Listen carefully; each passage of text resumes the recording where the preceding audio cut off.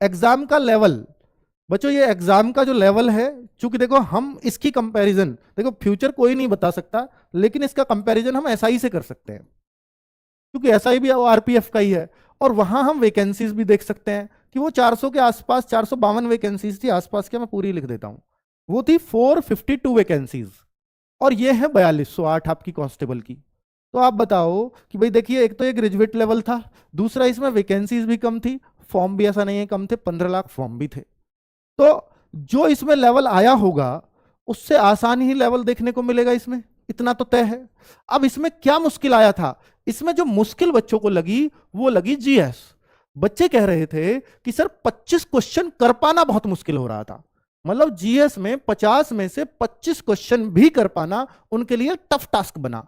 लेकिन चूंकि अभी तक उसका आंसर की नहीं आई है, और आंसर की नहीं आई है तो अभी बच्चों को एग्जैक्टली वो नहीं पता चला है कि मेरे कितने सही हैं। ठीक है, तो भाई जो मैथ्स है, मैथ्स में अर्थमेटिक ही आया था पूरा, और यहां भी अर्थमेटिक ही आएगा, लेकिन मेंसुरेशन रहेगी।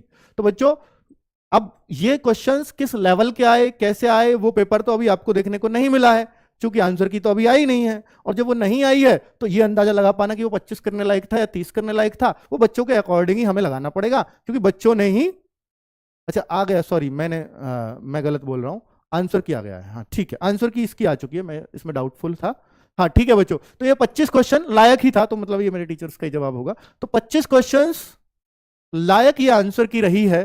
तो अब आप ये मान सकते हैं कि जाहिर सी बात है कि यहां भी हो सकता है जीएस आपको परेशान करे, मैथ रीजनिंग यहां भी परेशान नहीं कर रहे थे बच्चों को, तो इतना तो स्पष्ट है कि इसमें भी मैथ रीजनिंग उतने मुश्किल तो नहीं आएंगे, तो जीएस यहां भी परेशान कर सकती है। अब यहां पे कितना स्कोर सफिशियंट था सर यूपी, ये सॉरी आरपीएफ एसआई में, तो आरपीएफ एसआई के जब आप पेपर को देखते हैं तो 25 क्वेश्चन जीएस में अच्छे माने जा रहे हैं। तो अब आप ये देख पाते हैं कि भाई मैथ रीजनिंग में आप क्या मानोगे, 30-30 अच्छे में ही जाओगे, तो 30-30 60 और 25-85-90 भी अच्छा स्कोर माना गया। अब ये उससे अगर थोड़ा सा लेवल डाउन भी जाते हैं तो भी 90 क्वेश्चन बहुत अच्छा माना जाना चाहिए, क्योंकि यहां वैकेंसीज भी ज्यादा है, बच्चे भी ज्यादा पास होंगे फिजिकल के लिए। तो ऐसा भी हो सकता है कि आपका 90 क्वेश्चन सेफ जोन हो जाए। तो आप अपने माइंड में कोई टारगेट लेकर के मत जाना, मेरी आपसे रिक्वेस्ट है कि कोई ऐसा टारगेट सेट करके मत जाओ अपने माइंड में कि भाई कितना मुझे एग्जाम को क्लियर करना है ना, या मैं 100 क्वेश्चन ही करूंगा या मैं 105 ही करूंगा, वो टारगेट ही मत सेट करो, क्योंकि यहां आपका नॉर्मलाइजेशन बहुत बड़ा रोल प्ले करेगा। हो सकता है एक पेपर थोड़ा आसान आ गया और एक पेपर थोड़ा क्या बहुत मुश्किल भी हो सकता है, तो फिर वो नॉर्मलाइजेशन में बराबर होंगे, क्योंकि जितने ज्यादा पेपर उतना ज्यादा नॉर्मलाइजेशन के अंतर के चांसेस रहते हैं, जरूरी नहीं आए पर ये चांसेस ज्यादा रहते हैं। क्योंकि जब पेपर बनाने वाला है, अगर वो 2 पेपर बनाएगा या 2 दिन वाले पेपर बनाएगा तो उसके चांस रहेंगे वो सेम सा रख देगा लेवल, लेकिन जब उसको पेपर ही 20 दिन मान लो चले और उसमें उसको 40-45 पेपर बनाने पड़े, अब वो 40-45 जब पेपर बनाएगा तो जाहिर सी बात है कि वो भी समान लेवल रख पाए, इस बात की गारंटी नहीं है। कोई बहुत ज्यादा अंतर भी हो सकता है, थोड़े थोड़े अंतर से एक पे बहुत ज्यादा अंतर भी जा सकता है। तो इस वजह से जो नॉर्मलाइजेशन में अंतर ज्यादा होने के चांसेस रहते हैं जब एग्जाम बहुत ज्यादा दिन चलता है। ठीक है, तो इसमें नॉर्मलाइजेशन थोड़ा बड़ा खेल करेगा इसके मुकाबले। तो आपको ये टारगेट सेट करके ना जाए कि मुझे 80 करना है, मुझे 90 करना है, मुझे 100 करना है। आप सिर्फ एक ही चीज कर लें कि मैथ रीजनिंग अगर आपके स्ट्रॉन्ग पार्ट है, कि मैं मैथ रीजनिंग को गलत नहीं होने दूंगा, कोई अगर एक आदुक्का जो मुझे नहीं आ रहा कोई बात नहीं, छोड़ के चला जाऊंगा, मैं गलतियां कम करूं मैथ रीजनिंग में जानबूझकर, मतलब जानबूझ के मींस कि यार जो गलती नहीं होनी चाहिए वो भी हो रही है, आता हुआ प्रश्न गलत हो रहा है, तो ये बहुत नुकसान करेगा, क्योंकि 1/3 की नेगेटिव मार्किंग है आपकी, 1.33 ले बैठेगा वो आपका। ठीक है, और वो एक एक नंबर क्या 0.33 यहां पर बहुत बड़ा रोल प्ले करेंगे, 0.33 पर भी यहां आप देखेंगे कई कई हजार बच्चा पीछे जा रहा होगा आपसे। ठीक है, और जब 1.33 की बात आएगी तो आप समझ जाओ कि आप हो सकता है लाख बच्चों से पीछे हो जाए एक क्वेश्चन आता हुआ गलत होने से। तो मैथ्स रीजनिंग अगर आपका स्ट्रॉन्ग पार्ट है तो कोशिश करना कि कोई भी आता हुआ प्रश्न गलत ना हो जल्दबाजी में। जल्दबाजी कैसे हो जाती है, कई बार हमने पूछा है, उसने पूछा कि भाई ये क्वेश्चन है, ऐसा सरलीकरण का कोई क्वेश्चन है और बाद में लिख दिया इसका वर्गमूल बताओ, ऊपर नीचे काटना था, फिर आगे पॉइंट में थी संख्याएं, आगे लिख दिया वर्गमूल बताओ, आगे आपका 4 काट पीट के, और वो आपके ध्यान ही नहीं रहा वर्गमूल बताओ भी है यानी स्क्वायर रूट भी बताओ, तो आप 4 ऑप्शन देखते ही तुरंत लगा देते हो, जबकि वो वर्गमूल बताओ तो उत्तर लगाना था 2। आपने पूरा बढ़िया सॉल्व किया है, लेकिन आपका लगना था 2 और लग गया 4, पूरी मेहनत खराब हो जाती। इसको कहते हैं आता हुआ प्रश्न गलत हो जाना, जल्दबाजी में, थोड़ी सी लापरवाही से। और ऐसा होता है रीजनिंग में। आप कहते हैं भाई इनमें से कौन सी ये चीज नहीं है, और आप पढ़ जाते हैं कौन सी है, और आप लगा देते हैं, तो नहीं आपने पढ़ाई नहीं। तो ऐसी सिली मिस्टेक होती हैं, प्लीज इन पे ध्यान देना, क्योंकि अगर ये मिस्टेक्स हुई तो फिर आप जहां कंपटीशन बड़ा होता है वहां आप बहुत आसानी से बाहर हो जाएंगे। तो ऐसी गलतियों से बचना, मैथ रीजनिंग ऐसी गलतियां करवाते हैं।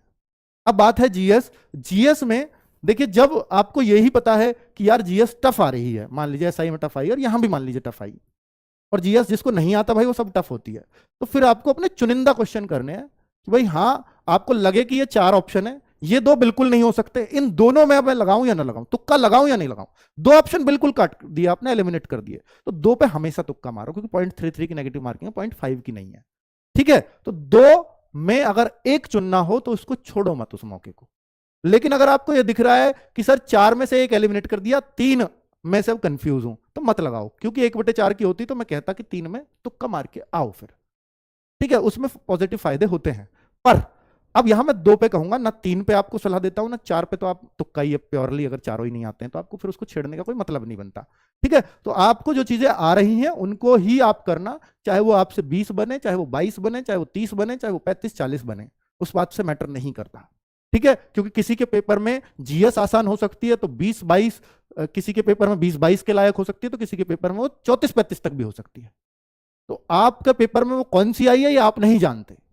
ठीक है, तो इसलिए थोड़ा सा अपने आप के अंदर सब्र रखना। और मैं आपको एक सलाह देता हूं कि भाई देखो, 2 मार्च से पेपर शुरू है, और हम यहां कराएंगे, और देखो एनालिसिस के लिए रेलवे ने कर रखा है मना, हम यहां कराएंगे स्पेशल प्रैक्टिस सेट। तो आप समझो ना, स्पेशल प्रैक्टिस सेट अगर एग्जाम बच्चे देकर के आ रहे हैं उस दौरान अगर मैं करवा रहा हूं तो ये कैसे होंगे।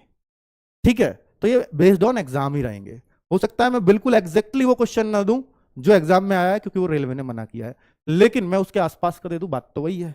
उसने पूछी है भाई भूटान की मुद्रा, मैंने आपको नेपाल की मुद्रा पूछ ली, हो सकता है आपके पेपर में नेपाल की मुद्रा आ जाए, भूटान की आई ना भाई। अब तो चांसेस ये है ना कि जो आ चुका वो तो नहीं आएगा, तो एक्सपेक्टेड क्वेश्चंस की ये वो होगा। ठीक है, प्रैक्टिस सेट चलेंगे मैथ का, रीजनिंग का और जीएस का, ये तीनों प्रैक्टिस सेट आपको लेने हैं हर हाल में। 2 मार्च से, जो 2 मार्च से ही ये स्टार्ट होंगे। ये तो एक तो गिफ्ट ये थे आपके लिए, लेकिन जिनका बच्चों का 2 मार्च को एग्जाम है वो लोग तो इसका फायदा नहीं ले पाएंगे, पर उनको नॉर्मलाइजेशन में फायदा होगा। क्योंकि जो बच्चा जो 2 मार्च को गया है वो बिल्कुल अनजान है कि पेपर का लेवल कैसा आएगा, उनको हमेशा नॉर्मलाइजेशन में फायदा होता है। और कंपैरेटिवली पहले दिन का पेपर थोड़ा आसान पूछा जाता है, क्योंकि दूसरे वाले कहीं ना कहीं से कुछ ना कुछ ज्ञान लेकर के गए हैं। ठीक है बच्चों, चलो तो एग्जाम को किस क्रम में अटेम्प्ट करें। देखो बच्चों, अगर पेपर मिक्स आता है कि भाई मैथ रीजनिंग मिक्स आ गए, या फिर जीएस मिक्स आ गई, जीएस के बीच बीच में रीजनिंग आ गई, तब तो कुछ कहा नहीं जा सकता, तब तो कुछ भी नहीं है, जैसा पेपर आया वैसा करो और जल्द से जल्द करने की कोशिश करो। लेकिन अगर आपको सेपरेट तीनों सेक्शंस मिलते हैं तो आपको सबसे पहले रीजनिंग वाला पार्ट करना चाहिए, उसके बाद जीएस वाला पार्ट करना चाहिए, और लास्ट में मैथ्स वाला। अब कोई कहे कि सर मेरा मैथ्स तो स्ट्रांग है जीएस से बहुत ज्यादा, तब भी आप मैथ्स लास्ट में ही लीजिए। जीएस जल्दी जल्दी से जितना आपको आता है उतना कर जाइए, इसमें कहां टाइम लगता है। तो ये जो रीजनिंग है ना, इसमें बेस्ट होगा कि आप इन क्वेश्चनों के लिए, यहां 35 क्वेश्चन रहेंगे, आप इसको 32 से 35 मिनट के बीच में खत्म कर ले। लास्ट 35 मिनट 32 में हो जाती है तो बेस्ट है। और जो मैथ्स है आपका, इसके लिए अगर आप 40 मिनट्स भी देते हैं तो मतलब 35 क्वेश्चन है, तो 35 to 40 मिनट्स अगर आप देते हैं तो ये बेस्ट टाइम माना जाएगा। और जीएस को 15 से 18 मिनट से ज्यादा समय नहीं होना चाहिए, और ये तभी संभव है जब आप पहले रीजनिंग करें। अगर जीएस को पहले करने लग गए तो ये जाहिर सी बात है आपके 25-30 मिनट खाएगी।